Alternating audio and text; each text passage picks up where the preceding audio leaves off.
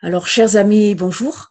Je relisais l'autre fois cette histoire de Naaman le Syrien dans le deuxième livre des rois au chapitre 5. Et je voudrais discuter un peu avec vous de ce récit. Alors, je vais vous en lire juste un court extrait. Alors, je vous invite éventuellement à relire en entier ce récit qui se trouve donc dans le livre des rois, le deuxième livre des rois au chapitre 5. Naaman vint avec son char et ses chevaux. Et il se tenait devant la porte de la maison d'Élisée. Élisée envoya un message et lui dit: « Va te plonger 7 fois dans l'eau du Jourdain. Alors tu seras guéri et purifié. » Naaman se mit en colère et il s'en alla en disant: « Je pensais que le prophète sortirait de chez lui, qu'il se tiendrait debout et prierait le Seigneur son Dieu. Je pensais qu'il passerait sa main sur l'endroit malade et que ma lèpre serait guérie. D'ailleurs, les rivières de Damas, l'Abana et le Parpa ne valent-elles pas mieux que tous les cours d'eau du pays d'Israël? Ne pourrais-je pas m'y plonger pour être purifié? » Naaman fit demi-tour et il s'en alla, furieux. Mais ses serviteurs vinrent lui dire: « Maître, si le prophète t'avait ordonné quelque chose de difficile, ne l'aurais-tu pas fait? Alors pourquoi ne pas faire ce qu'il te dit? Te plonger simplement dans l'eau pour être purifié? » Naaman descendit au bord du Jourdain, et il se trempa 7 fois, comme Élisée l'avait dit, et il fut purifié. Sa peau redevint semblable à celle d'un petit enfant. Aussitôt il revint chez le prophète avec tous ceux qui l'accompagnaient. Il se présenta devant lui et lui dit: « Maintenant, je sais que sur la terre il n'y a pas d'autre Dieu que celui d'Israël. Veuille accepter le cadeau que je t'offre. »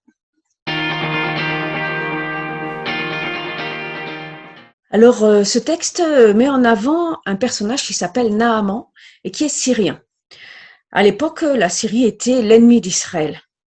Mais Naaman est un personnage important dans son pays. C'est le général en chef. Il est très proche du roi syrien. Il a droit à ce qu'on lui présente beaucoup de respect, en fait. Seulement, ce personnage a un gros problème, c'est qu'il est lépreux. Et il décide d'aller en Israël rencontrer le prophète Élisée pour être guéri.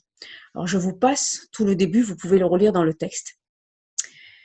Et là, il se retrouve face à Élisée. Et Élisée ne réagit pas du tout de la façon qu'il attendait. Alors, Naaman est furieux. Il dit: « Je pensais que… » En fait, il a décidé à l'avance comment doit procéder Élisée pour le guérir. Et combien de fois nous aussi, nous nous attendons à ce que Dieu agisse dans nos vies de la façon qu'on a décidé. Et du coup, nous restons complètement aveugles à son action. En fait, Élisée a demandé à Naaman d'aller se plonger dans les eaux boueuses du Jourdain. Mais ce dernier se sent complètement humilié par la demande d'Élisée, humilié aussi par son comportement. Élisée ne s'est pas déplacé en personne, il a envoyé un serviteur voir Naaman. Et en fait, ce sont les domestiques d'Naaman qui vont lui dire: « Maître, si le prophète t'avait ordonné quelque chose de difficile, ne l'aurais-tu pas fait? Alors pourquoi ne pas faire ce qu'il te dit? Te plonger simplement dans l'eau pour être purifié. » Dieu nous demande de lui être fidèles, dans les petites comme dans les grandes choses. Mais c'est souvent dans les choses quotidiennes, celles qui semblent le plus insignifiantes, que c'est le plus dur. Mais dans notre texte, c'est là qu'a lieu le miracle. Car Naaman décide de mettre sa fierté de côté. Il décide d'obéir au prophète, de rentrer dans le chemin de la foi, de la conversion. Il renonce aux prérogatives de son statut. Et là, il est guéri, purifié. La grâce de Dieu qui s'est manifestée en Jésus-Christ, cette grâce surabondante et imméritée, est accessible à chacun, même au général en chef païen du pays ennemi. Et Naaman va repartir avec ses cadeaux, car Élisée les a refusés. La grâce de Dieu est entièrement gratuite. Elle ne rentre absolument pas dans la logique de la rétribution. Le message des évangiles, la croix de Jésus-Christ, nous rappelle le don gratuit de la vie pour quiconque en reconnaît la nécessité. Alors avec Naaman, avec le psalmiste, nous pouvons dire aussi: « Comment rendrai-je à l'Éternel tout le bien qu'il m'a fait ?»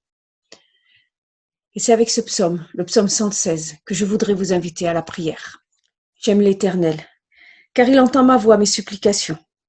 Oui, il a penché son oreille vers moi, et je ferai appel à lui toute ma vie. Les liens de la mort m'avaient enserré, les angoisses du séjour des morts s'étaient emparées de moi. J'étais accablée par la détresse et la douleur. mais j'ai fait appel au nom de l'Éternel. Éternel, sauve-moi. L'Éternel fait grâce et il est juste. Notre Dieu est rempli de compassion. L'Éternel garde ceux qui manquent d'expérience. J'étais affaibli et il m'a sauvé. Retrouve le repos, mon âme, car l'Éternel t'a fait du bien. Oui, tu as délivré mon âme de la mort, mes yeux des larmes, mes pieds de la chute. Je marcherai devant l'Éternel au pays des vivants. J'avais confiance, même lorsque je disais, je suis plongé dans le malheur. Dans mon angoisse, je disais, tous les hommes sont des menteurs. Comment pourrais-je rendre à l'Éternel tous ses bienfaits envers moi? Je lèverai la coupe des délivrances et je ferai appel au nom de l'Éternel. J'accomplirai mes vœux envers l'Éternel en présence de tout son peuple. Elle a du prix aux yeux de l'Éternel la mort de ses fidèles. Écoute-moi, Éternel, car je suis ton serviteur, le fils de ta servante. Tu as détaché mes liens. Je t'offrirai un sacrifice de reconnaissance et je ferai appel au nom de l'Éternel. J'accomplirai mes vœux envers l'Éternel, en présence de tout son peuple, dans les parvis de la maison de l'Éternel, au milieu de toi, Jérusalem. Louez l'Éternel. Amen. Je vous souhaite à tous une très bonne journée.